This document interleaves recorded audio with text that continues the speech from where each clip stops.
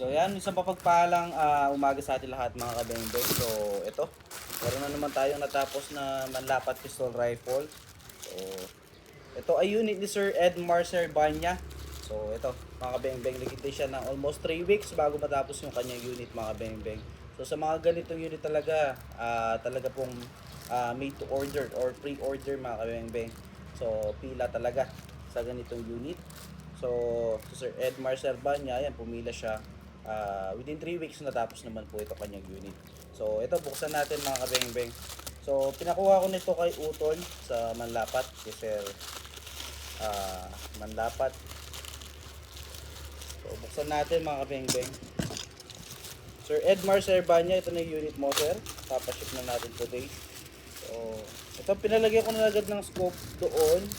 Kasi kapag pinapakuha ko doon mga kabengbeng, para hindi balik ng balik or babalik pa doon, pinapatest fire ko muna doon mismo bago natin iparindos doon.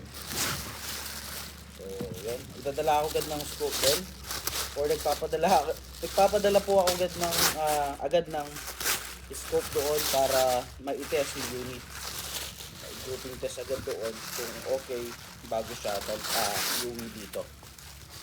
So ito po ang unit ni Sir Edmar. So bilang nakalagay itong kanyang sunshade, so lagay na rin natin. So i-grouping test din natin dito. Kahit nag-grouping test na doon, syempre gusto ko rin makita yung magiging performance dito. I-grouping test natin. Pasensya na sa kamay ko ng mga kabengbeng, so nagpintura tayo kanina. So yan po. So ito yung unit mo, sir. Lagyan natin to silencer nya. So ito, hindi na namin tinatanggal. So pwede naman tanggalin kasi siya dito. Kasi kapag tinanggal dito minsan, konting galaw lang pwede magkaside yung silencer at matatanggal yung pagkaka-zero na silencer at mag-iiba yung tama. Kasi kahit konting kabuhok lang po na sumabit yung bala sa silencer, mag-iiba na po yung tama. So ito, request ni Sir Edmar Serbanya na 24 inches long barrel yung kanyang pistol rifle. So ito, 24 inches long barrel siya kasi yung standard nito is 18 inches lamang po.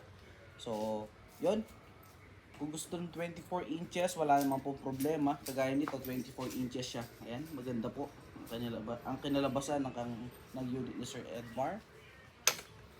So pistol rifle, 30 to 40 shots, 24 inches long barrel, then 3 cock po yan.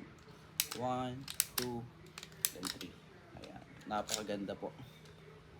Manlapat pistol rifle. Ayan. Ayan. Hindi ko na ibalik yung bolt. Ayan. Napakalakas mga kabengbeng. Sir Edmar, ito na yung unit mo, sir. Grouping test na lang po natin. So, napakaganda po. So, tara mga kabengbeng. Grouping test na po natin. Ito yung unit ni Sir Edmar. So ito na yung unit mo, Sir Edmar Serbanya. Ayan po yung unit mo, sir. So grouping test na natin. So nakalagay na ating gato. Wait ko na lang, nagpakuha tayo ng side cam para i-test na po. So tara, i-test na po natin ang unit mo, sir. Bago po natin simulan yung ating video na to mga kabengbeng, so naka-flash po sa inyong mga screen yung ating mga official Facebook account. So sa mga gustong sumali sa ating mga paraffle at mag-avail ng unit, dyan nyo po ako i-message. So ito na yung unit mo, Sir Edmar Serbanya. Ayan po, napakaganda. Manlapat pistol rifle. So ito, grouping test na po natin. So salamat po. So sa mga gustong mag-avail mga kabengbeng, so nandiyan po yung ating Facebook account, no? Yung JP Garcia Sampang or yung mga finlash natin mga Facebook account kanina, pwede nyo po ako i-message doon. So sa mga ganitong unit talagang pila po mga kabengbeng. So yung ating mga kabengbeng na nag-avail ng ganito talaga pumipila po mga kabengbeng. So ito yung unit mo, sir, specs po niya 24 inches long barrel, 30 to 40 shots kada refill, naka BSA black powder, 4x16x44 na scope, then 3 cock po.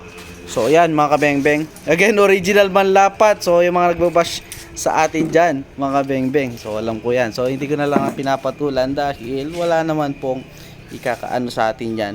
So again, so sinasabi natin original manlapat dahil gumagawa po talaga ay yung mga original baker ng manlapat, no?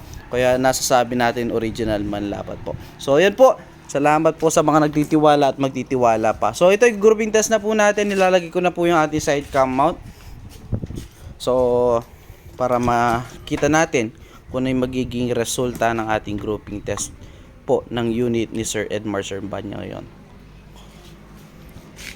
So yan mga bengbeng, naka 24 inches na yung ating unit or yung unit ni Sir Edmar Serbanya. So ito po. Ayan. So align lang natin. Diyan mo yung kaya, kuya. Ano yung kaya mo? So pinapalagyan ko ng ano kasi gumagalaw yung gato. So align lang natin sa side cam.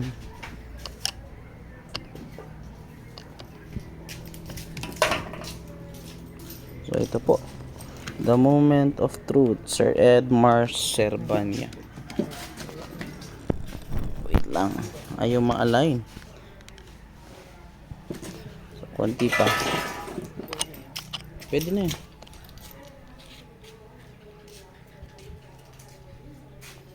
So yan. So ito po, the moment of truth, Sir Edmar Serbanya. So gagamitan natin siya ng meteor pellets, unresized, unsorted, straight from the box na mga bala po. So ito, the moment of truth.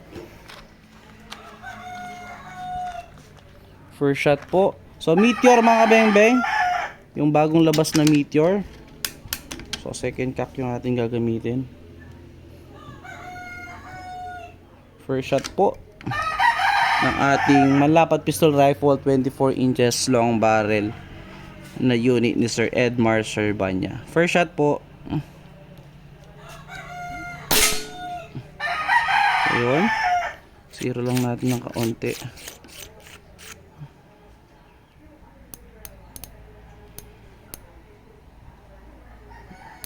Yan. Second shot.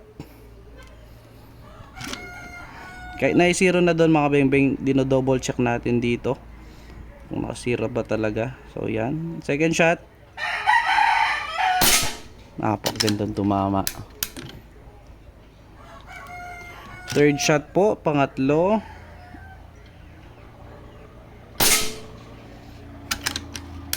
Pang-apat.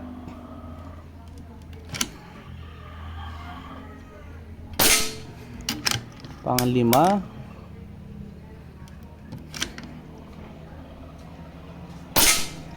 Pang-anim.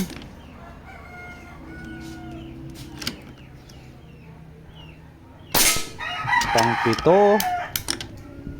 Napakaganda tumama, Sir Edmar. Pang-walo. So today, Monday, June 8, ipapaship natin yung unit mo, sir. At pang-10.